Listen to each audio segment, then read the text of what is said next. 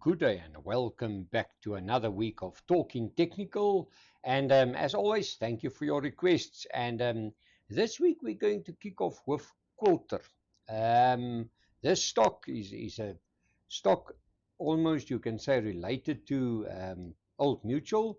They are that broking house. They're doing wonderful work. They're working on investing money for people, and I'm sure they're doing a lot of portfolio management. But it looks like this 40-week or 50-week, 50-day moving average, I'm talking about the daily chart here.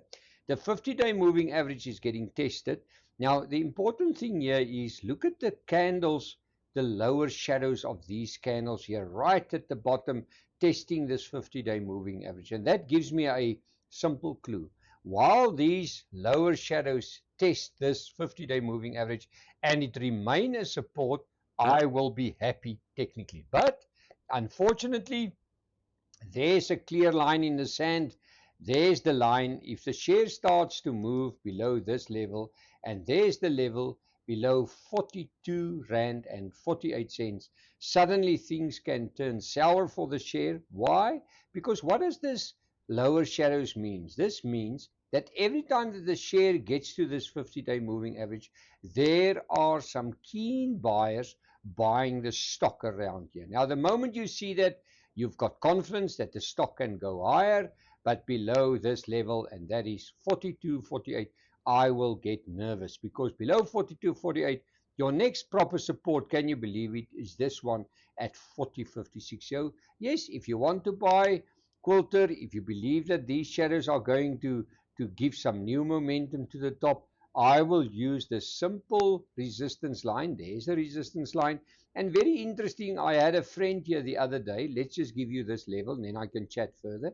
If it breaks above 44 Rand 11 cents, this triangle can break to the upside and maybe push it all the way back to this 45.69, the high of the 16th of July. Now, these lower shadows, of course, that's your clue, and that will also be your stop loss, 44.61.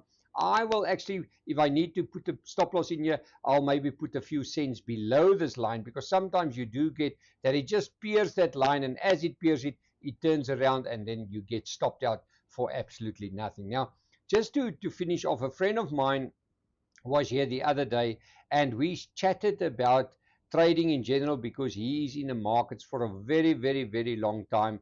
And he came in here the morning. We had some nice breakfast, and then he said to me, "Frans, can I maybe see your setup?" Yes, and I showed him my S&P 500 chart and my top 40 chart and the Aussie chart and some of the shares and even the Rand dollar. And what came out, he said to me, "I cannot believe that you work on such simple charts. You haven't got all these fancy things of a strange indicator or a robot that you write.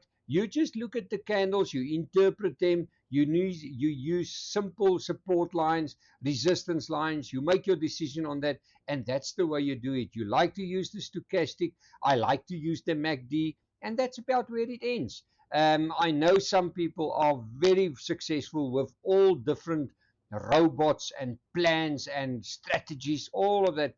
For me, I use the old systems. The systems work for me. And why do I use it? Because candlesticks is nothing else than showing us what the informed capital is thinking. So yes, you can have all these fancy systems, but it is really not that necessary. In actual fact, it is not a must. You can make technical analysis into a specific world that you do not even understand, or you can enjoy it and just interpret your candles. If I can remember the book from Steve Nissen on Japanese candlesticks, he interpreted them, he explained them to you, and that's about what you need. And from there, you can actually refine it yourself. Let's have a look at Brent.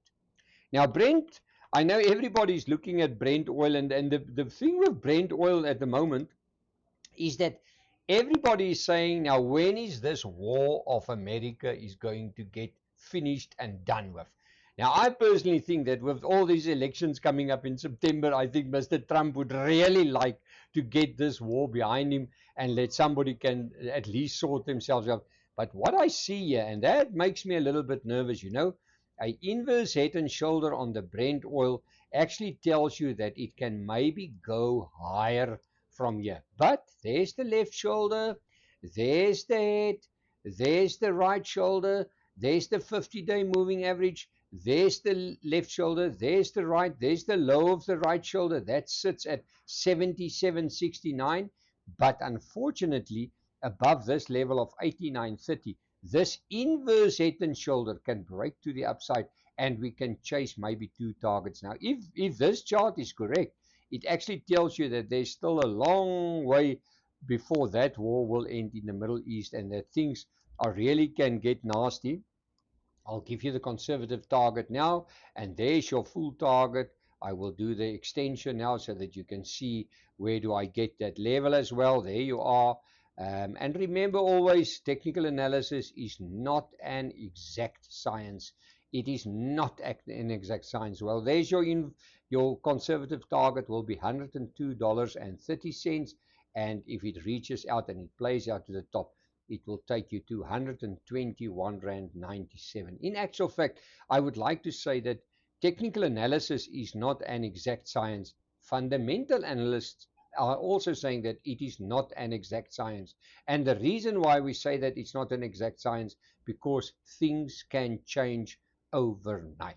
Let's have a look at palladium. Now, if you guys can remember, palladium was the one commodity that actually assisted the platinum stocks a year back. That was the commodity that really pushed it higher, because there was a shortage in palladium, and that's why I want to look at the 40-week moving average, because a lot of the people are now involved with maybe Valterra, Impala Platinum, and all those. And what do we see here? The stochastic is moving up. It's showing us a positive divergence. But what worries me a little bit here is the following. Do I see a head and shoulder formation here? I really hope that I'm wrong. I know there is a shortage of palladium, they say, in the world, and even platinum, but I do not like this. There's the left shoulder, there's the head, there's the right shoulder, and the neckline sits at $1,223. But for me, it needs to get above this 40-week moving average. Remember, the 40-week moving average is this average that all analysts are using. All fundamental analysts, you can ask any one of them, they will always say, listen, let's just quickly have a look at the 40-week moving average, because that tells us if the market is positive about the instrument or negative. And at the moment, even with this beautiful rally in Valterra and Impala and all those companies, the 40-week moving average is still a resistance of palladium, and it's the same with platinum. So just be a little bit careful.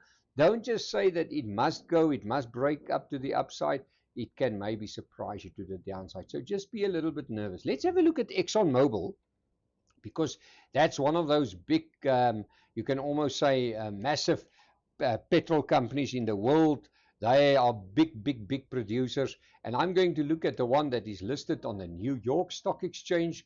Now, this one just shows you the 40-week moving average is a support. Remember, this is a weekly chart. The stochastic worries me a little bit, because it looks like it runs out of steam now, and it can maybe give us a negative divergence. By the way, what is a negative divergence?